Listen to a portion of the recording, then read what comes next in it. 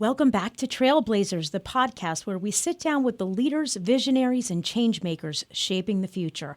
I'm your host, Melody Bradford, and today we have a truly inspiring guest joining us. At just 30 years old, Senator Nick Miller has already made history, becoming the youngest elected member of the Pennsylvania State Senate in over a century.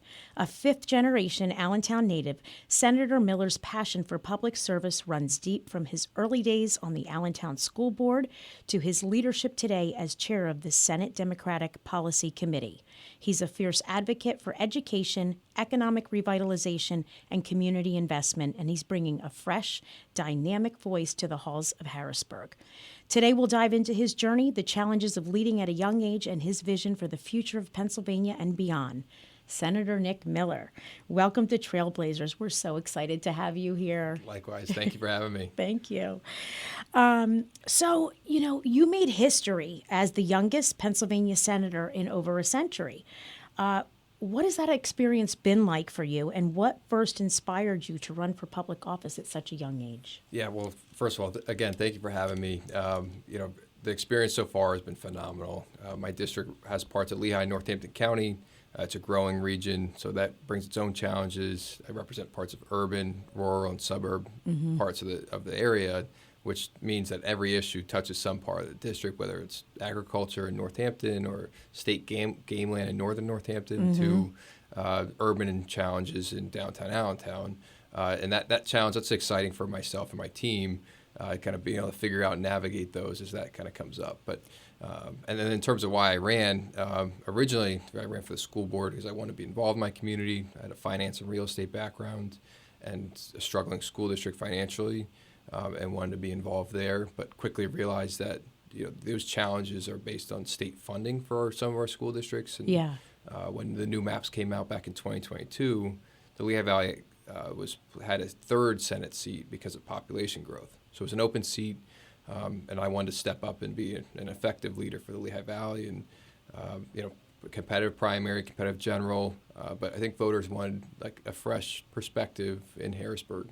Indeed, and the Lehigh Valley is, like you said, rural, urban, 62 municipalities. I mean, that's a lot to kind of oversee. So it's exciting that a dynamic, fresh voice is in there. So that's awesome. Can you walk us through your journey from real estate, Allentown School Board, and then to the PA State Senate? Just kind of walk us through that. Yeah, so I went to Central Catholic in Allentown. Then I went to Penn State, studied finance, graduated, worked at IBM in project management while getting my real estate license. Went back for my master's in public administration at the University of Pennsylvania. Okay. And then back in 22, when those maps came out, I was like, I want to step up and be a leader for the Valley. And I was fortunate enough to win the election, sworn in January of 23, continue my education, got my master's in law from the University of Pennsylvania, and then was elected recently into leadership by my colleagues, which has been a whole new challenge, balancing the district priorities, the Harrisburg legislative policy side of things, and then policy that impacts not just the region, but the whole Commonwealth, and traveling to Pittsburgh and Philadelphia for different policy hearings and just balancing all of that. In the role of chair of the Senate Democratic Policy Committee? Yes. What does that do? So that is an opportunity to represent the entire caucus and talk about what priorities we want to make sure that people know we're working on and things that we want to emphasize. So my first policy hearing was on energy affordability. I think affordability is something that a lot of people in Pennsylvania are worried about: housing affordability, healthcare, energy as utility bills increase.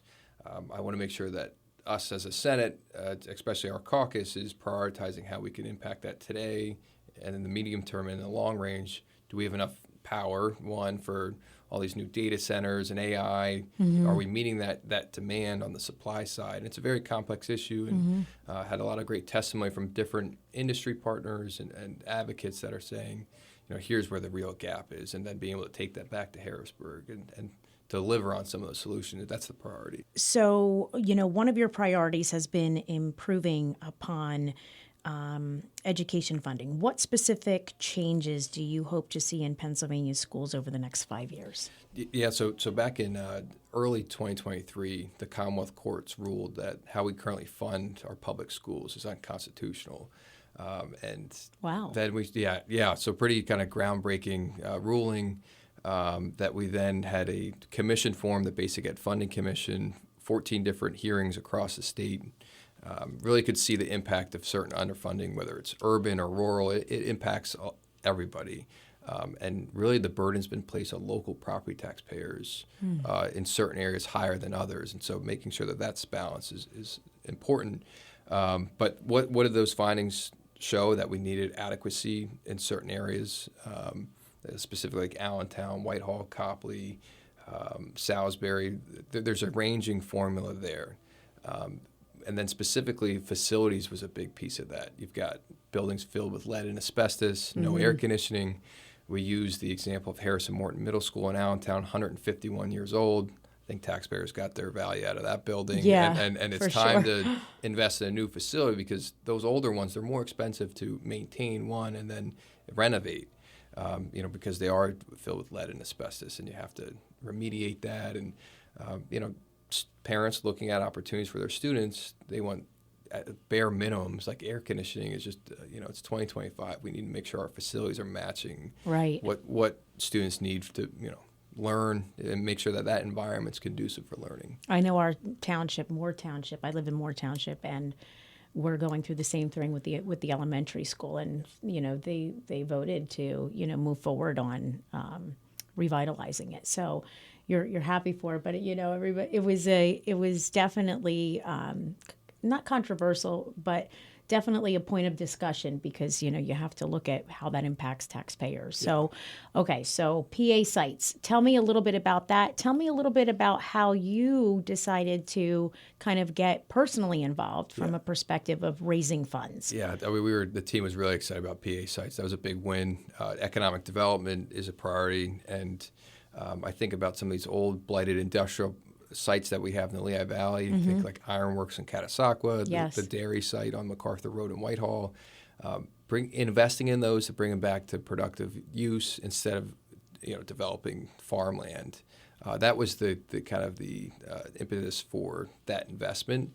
And then working across the aisle, it was a $500 million investment for the whole state. For over a couple-year period of time that we could invest in certain programs to prep those.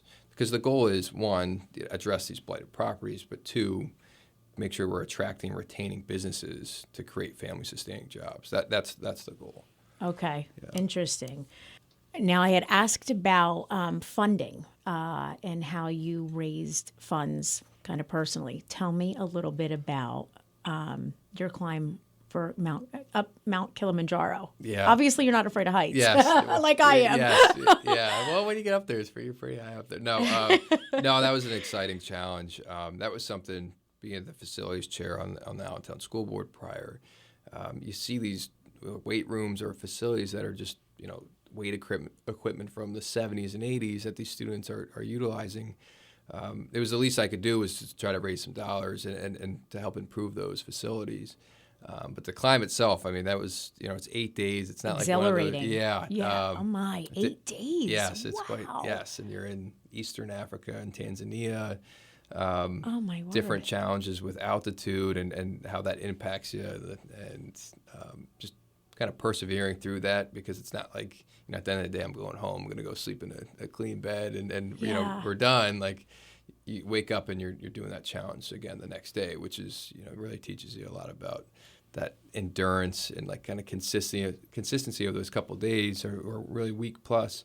And it was just an awesome experience overall. And you spent some of your education time in another country as well. I've traveled, tried to travel a lot, especially during college. I did an internship in Tunisia in Northern Africa and was able to do some backpacking in the Middle East and Africa and Europe, and seeing different perspectives on life, on how different folks address different issues. It kind of goes back to my district. It's like, certain things that work in downtown Allentown or in Whitehall aren't going to work up in rural Pennsylvania and like north central PA, or maybe you've got to fine tune it a little bit. How did that global perspective through those experiences influence you and what you do today? A lot. I think about the Lehigh Valley and all the different backgrounds that we have, and Allentown, Hispanic, Latino, majority city.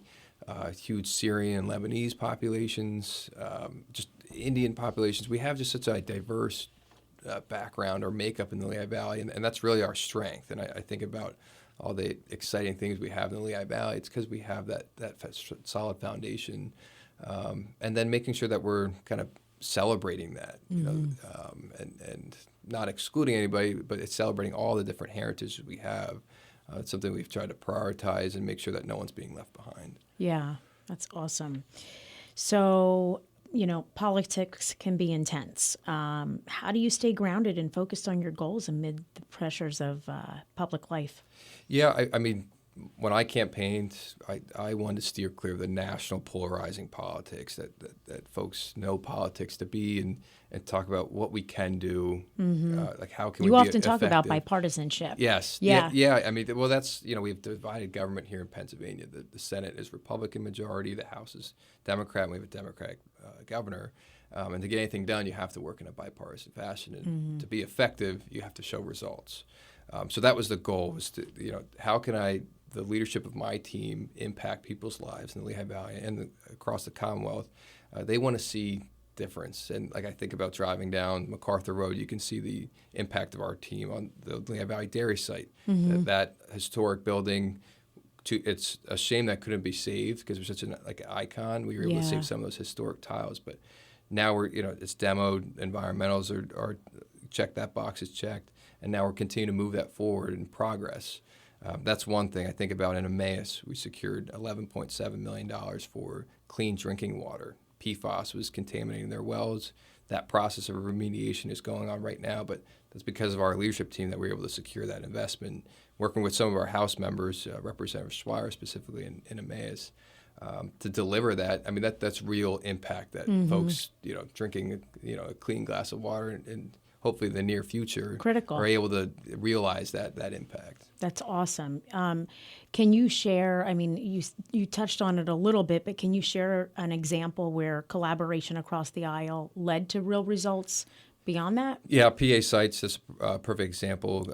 Senator Gebhardt at a Central PA, a Republican senator, obviously I'm a Democrat, we were able to work together to get just that coalition on both sides of the aisle, because it can't just be two members of the 50-member Senate. You have to build that coalition and build momentum to get stuff done. Another one was Senator Yaw. Gene Yaw's up at a Williamsport, PA, Republican senator. We worked on the Neighborhood Assistance Program, and we doubled that line item from $36 million to $72 million. Wow. And why that was important was that incentivizes businesses to invest in community.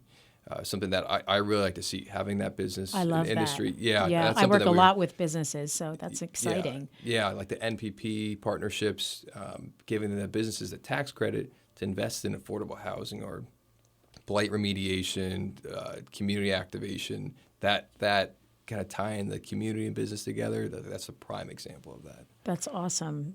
Perfect example of a, public partnership that kind of comes to creates a best practice, if you will.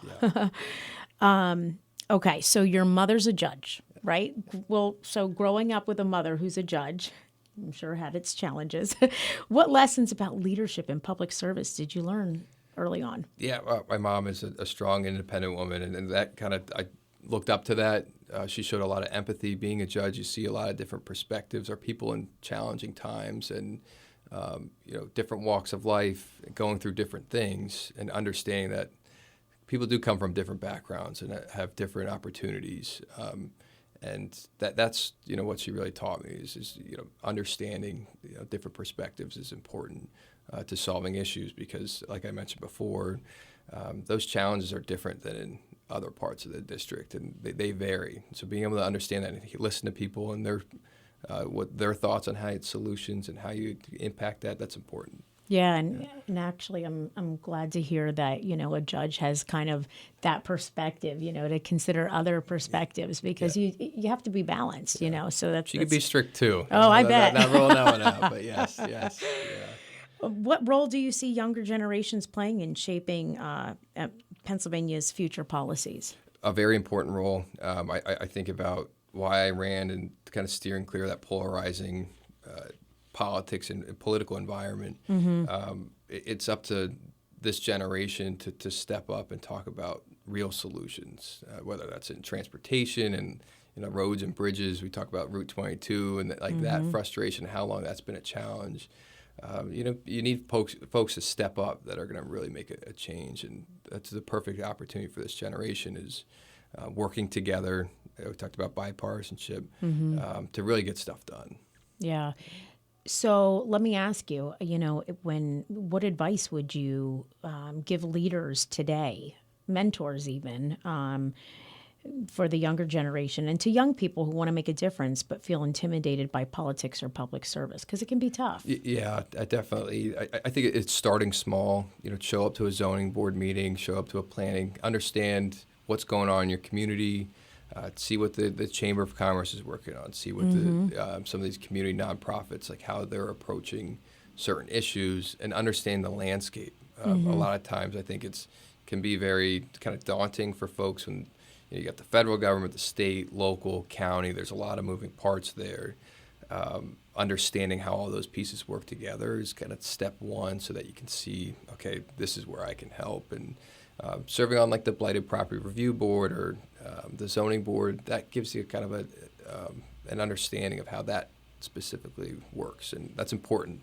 Yeah, it wasn't until, just a few years ago that I kind of got involved in economic development and, started to take baby steps into those areas that you just discussed. And interestingly enough, I think it kind of, you have the opportunity to do many different things from many different perspectives, like even attending a zoning meeting or something like that. School board meetings. Yeah, I mean, whatever career or field you're going into, you can kind of really get an education and identify things that career paths that maybe you want to take. So that's excellent advice.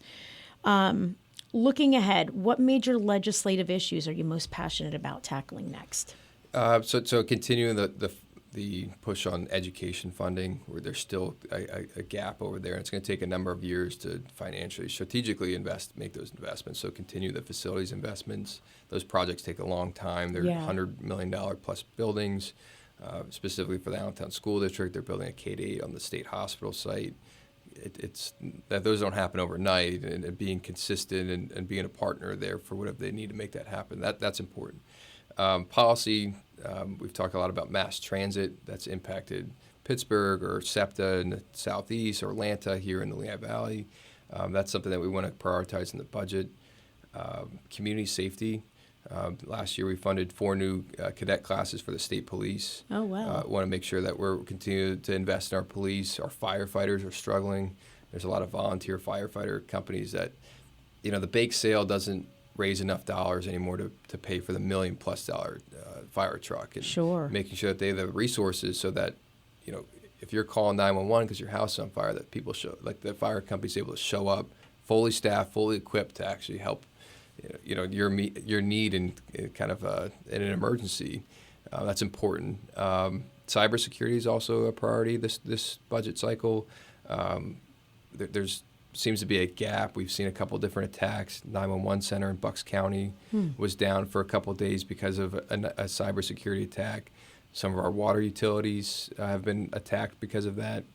Wow. We can't leave a gap there, and the state has an opportunity to step up and really help these local counties and municipalities protect, consumers' data that have at the local level, and also their own data. I remember back in 2018, the city of Allentown was attacked and had to pay $1 million in ransom and lost a lot of data. And that's what we're trying to avoid. Oh, my goodness. Yeah, and you don't even think about that when you call. I mean, if you ever need that resource and you call 911, you don't think about, all of the workings and the infrastructure behind it. But that's incredible. Yeah. That's crazy. And one more kind of policy piece that's important is the energy piece here, because of all that new demand.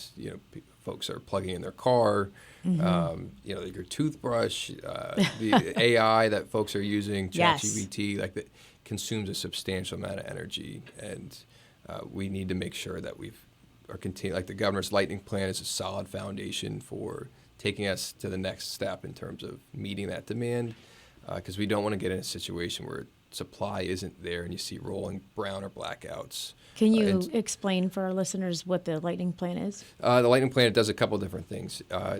Incentivizing new investment. We haven't seen new generation here in the Commonwealth.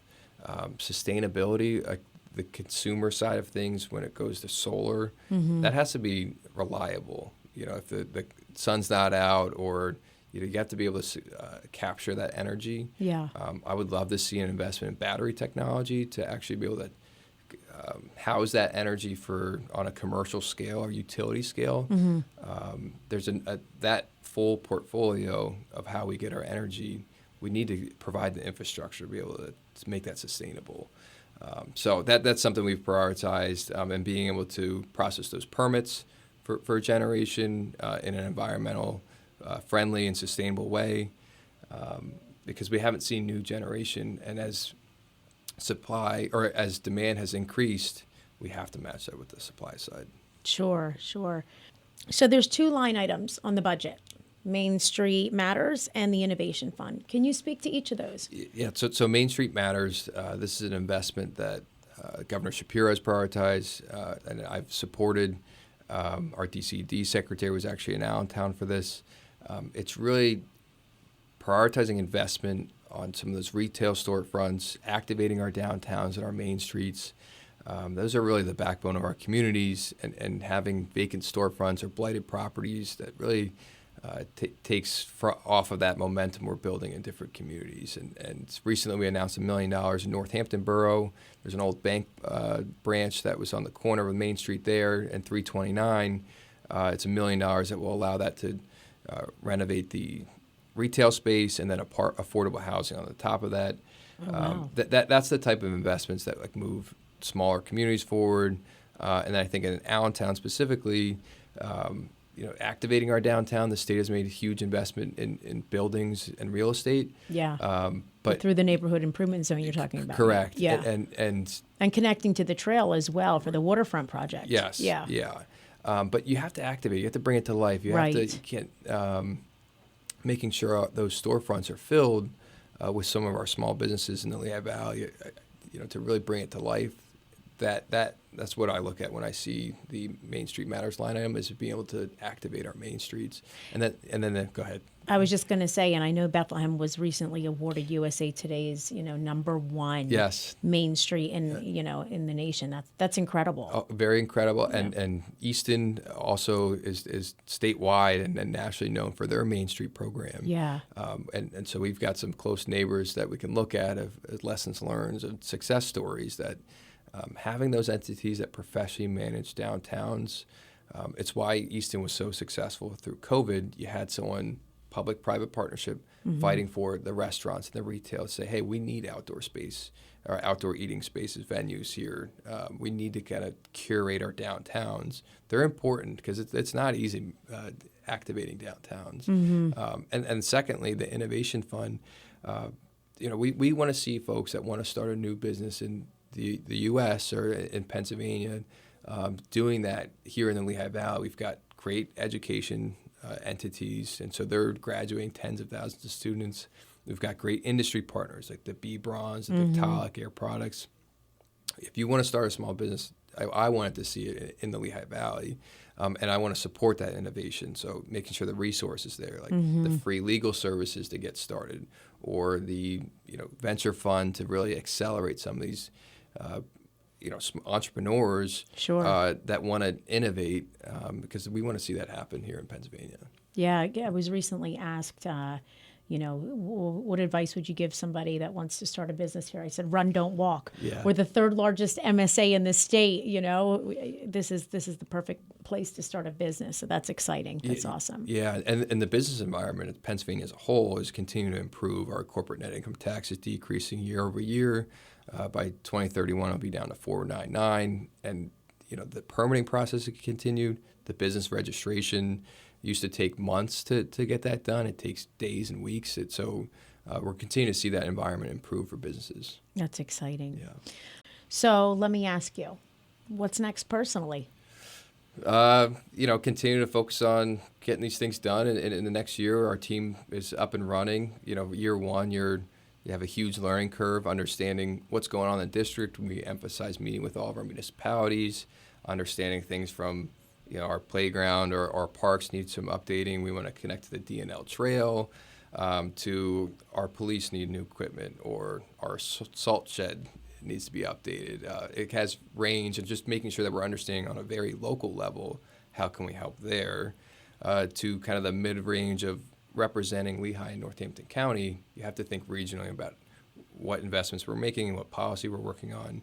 And then statewide now with the policy chair, understanding how mass transit funding impacts not just Philadelphia, but our region and other regions, and balancing all those things. But in that new role, I've had some great mentors. My Senate leader, Jay Costa, and Appropriations Chair Vince Hughes have both been very helpful in learning how the Senate works, where to kind of prioritize and push efforts, and understanding that, again, working together, we've been able to get a lot of good stuff done.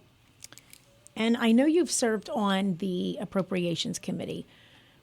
When Senator Pat Brown was in that role as the chair, that was pretty impactful for the Lehigh Valley. What was that experience like for you? Yeah, so when I was sworn in, that was a priority. When I went to my leadership and they asked what committees I would want to be on, I said by far my number one was appropriations. Given that it's a growing region, the demands on the state for support, they're great. And having an understanding of how different departments prioritize their priorities through their budget, and going through budget hearings where you're in Harrisburg and they present, here are our top priorities, this is how they're reflected in our budget in different line items, here's what's working, here's what we're requesting more of, or this we're keeping flat. That was a really good learning experience for me. And obviously Pat Brown left big shoes to fill with the appropriations chair, but we have done a really solid job in matching the demand in our district, but a lot of opportunity more to fill. Absolutely. So any future climbs in your future, or I don't know, maybe playgrounds? No. Yeah, no, I one project that I'm really excited about right now is the Martin Luther King Trail program or project, and that kind of finishes the vision of General Trexler of these parks that allow everybody in our community to access our parks. And you've got Cedar Beach and Trexler Park and the Lehigh Parkway, and it's a trail that connects all these parks through Union Terrace and then down Martin Luther King to downtown in that community.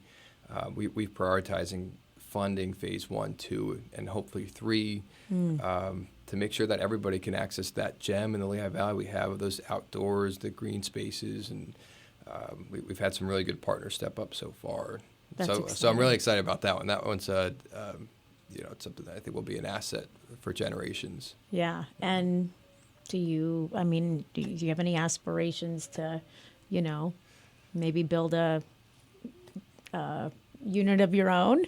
As far as, from a family perspective, is that something that you want in the future? Yes, most definitely. Awesome. Yeah, and the quality of life here in the Lehigh Valley is phenomenal. The access to education, to jobs, and the outdoor spaces. I mean, there's no better place in the Lehigh Valley. To raise a family, for sure. Yeah. Absolutely. Well, Senator Nick Miller, thank you so much for joining us. We really appreciate you coming out and talking with us. Yeah. And I'm Melody Bradford with Trailblazers.